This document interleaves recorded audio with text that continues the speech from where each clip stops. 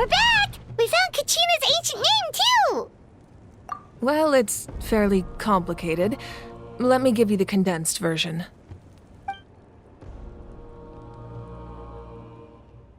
The Fatui again? We can't go anywhere without them causing trouble. But what if the Fatui finds out you've lost your power? Won't they try to take advantage of the situation? That's why it has to be our little secret. No one else can know, or we're asking for trouble. Look, I wish I could offer you some sort of consolation, but I won't lie to you. With multiple factions closing in, there's nothing comforting about the situation we're facing. Still, all you need to do is focus on your goal. You can leave the complicated matters to me. I can also step in on the Pyro Archon's behalf. There's a limit to what I can accomplish, but I'll help you however I can. There's no need to be so modest, Yan-san. Your incredible strength has long been a well-known fact. You're the pride of your tribe. Archon, I'm sorry about before. You have so much on your plate, so much that you have to worry about. But all I could do was focus on my own feelings. You have nothing to be sorry about. We all get overwhelmed by our emotions, myself included. Your reaction to Kachina's disappearance, I understand that feeling very well. Well, now that we have Kachina's ancient name, let's go track her down. Follow me.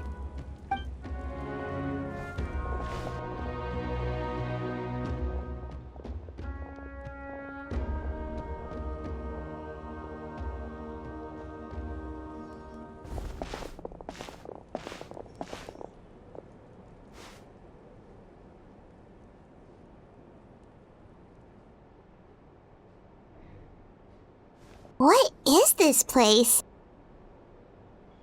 Hey, isn't that Atea's talisman? Good eye. This is where I store all the various mementos I've collected. Whoa. I've never seen this place before. There's so many things in here. It looks like there are items from every tribe. Collecting them must have taken a lot of effort. I suppose you could think of it as a hobby of sorts. In Natlan, everyone grows up listening to the stories of heroes. And physical items do a far better job of preserving those stories than our own memory. Now, I still have some preparations to make for the ceremony, so feel free to take a look around in the meantime. If you're curious about an item, I'm more than willing to tell you about its origins. All right, we'll have a look.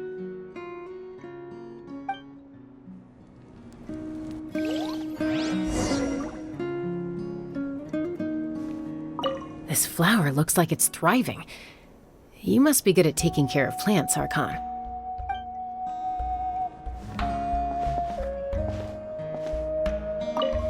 This fishing basket looks familiar.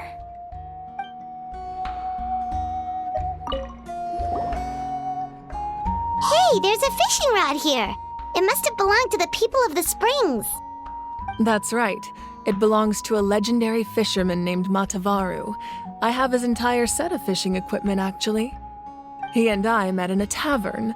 He told me about a particular kind of giant fish and his meticulous plan to catch it. In his eyes, I saw a hunger and a strong fighting spirit. To him, the sea was the battlefield upon which he staked his honor. So, did he do it? The next time I saw him, he was covered in scars. It turned out the fish he sought had been corroded by the abyss. He managed to kill the fish, but sustained a serious injury in the process, which meant he could never go deep-sea fishing again. Can a fisherman claim victory if he fails to bring back his catch? That's what he asked me in the end. Well, Paimon thinks he won. That was my answer as well. The experience was far more valuable than the prize itself. In the end, he didn't want his tools to go to waste, so he gave them to me. Wait, that means you also know how to fish.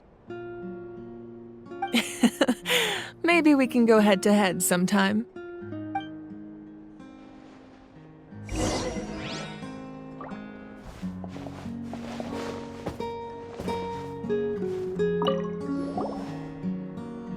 This is Atea's talisman.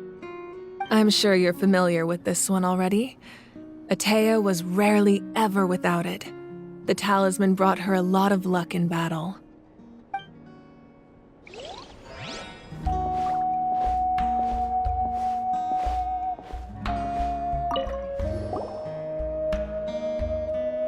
There are so many jars and potions around here. Do they have anything to do with alchemy? No, those belong to the Masters of the Nightwind.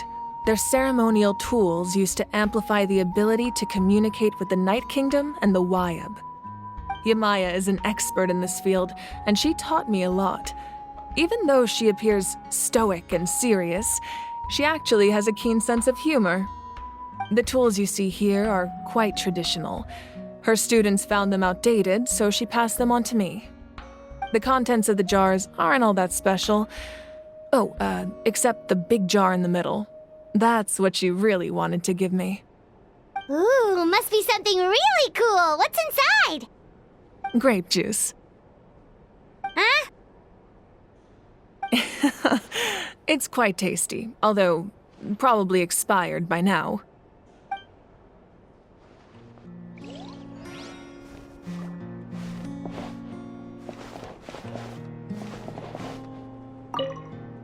Make sure to handle everything with care. This cup, for example, it's heavier than it looks.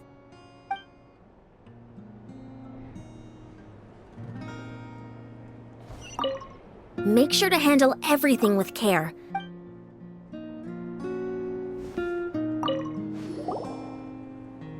Whoa, that belt is bigger than Paimon's head! The Collective of Plenty are known for their bodybuilding competitions and contests of strength. This belt is a symbol of great honor within the tribe. The association with strength might also have been the reason the original belt was extremely heavy. It was difficult for even two people to lift. And even if a warrior had the strength to put it on, wearing it for any length of time would still leave them gasping for breath. Sounds like it. So the owner of the original belt, Kitera, commissioned a craftsman to make a copy identical in appearance but far lighter in weight. That is the belt you see before you. He would often wear this version when training in order to protect his waist. Or he made a lighter version so he could wear it all the time and show it off.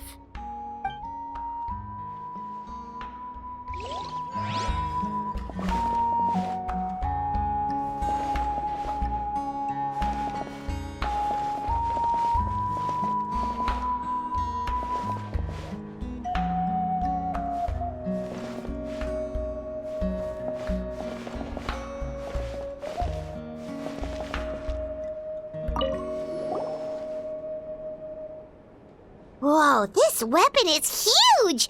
Which tribe did it belong to? Ah, that weapon belonged to Tenoch, a hero from 500 years ago. Strictly speaking, he didn't belong to any single tribe. That's because even before the disaster with the Abyss broke out, he had already been exiled. Exiled? It was a punishment imposed out of necessity, but he accepted it all the same. He believed it was what he deserved. When the Abyss attacked, the tribes found themselves in urgent need of a powerful figure to lead them into the battle, and there was no one more courageous or resolute than him. He united the 6 tribes and accomplished great feats throughout the war. Ultimately, he perished, and because he had already lost his ancient name, the Ode of Resurrection was unable to bring him back. And so, he was laid to rest, alongside the countless warriors and civilians who lost their lives, buried in the soil of his native land. Wow, he sounds like a true hero. Indeed, even now his story is told throughout the land.